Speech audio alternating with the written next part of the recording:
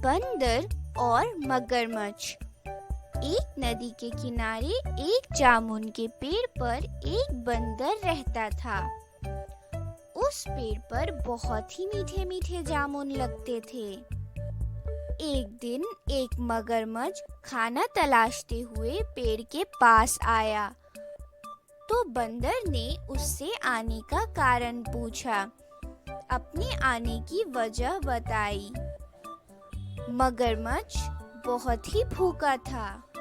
बंदर ने बताया कि यहाँ बहुत ही मीठे मीठे जामुन लगते हैं और उसने वह जामुन मगरमच्छ को भी दिया। उसकी मित्रता नदी में रहने वाले मगरमच्छ के साथ हो गई। वह बंदर उस मगरमच्छ को रोज खाने के लिए जामुन देता रहता था। एक दिन उस मगरमच्छ ने कुछ जामुन अपनी पत्नी को भी खिलाए। स्वादिष्ट जामुन खाने के बाद उसने यह सोचकर कि रोजाना ऐसे मीठे फल खाने वाला बंदर का दिल तो खूब ही मीठा होगा, तो वह अपने पति से कहने लगी कि उसे बंदर का दिल चाहिए और वह इसी जिद पर अड़ गई। उसने अपनी बीमारी का बहाना बनाया और कहा कि जब तक एक बंदर का दिल उसे नहीं मिलेगा वह ठीक नहीं हो पाएगी। पत्नी की जिद से मजबूर होकर मगरमच्छ ने एक चाल चली और बंदर से कहा कि उसकी भाभी उससे मिलना चाहती है। बंदर ने कहा कि वह भला नदी में कैसे जाएगा। मगरमच्छ ने उपाय सुझाया कि वह उसकी पीठ पर बैठ जाए ताकि सुरक्षित उसके घर पहुंच जाए।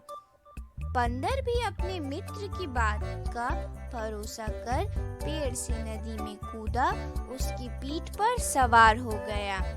जब वह नदी के बीचों बीच पहुंचे, मगरमच्छ ने सोचा कि अब बंदर को सही बात बताने में कोई हानि नहीं है, तो उसने भेद खोल दिया और कहने लगा कि उसकी पत्नी बंदर का दिल खाना चाहती है। बंदर का दिल टूट गया।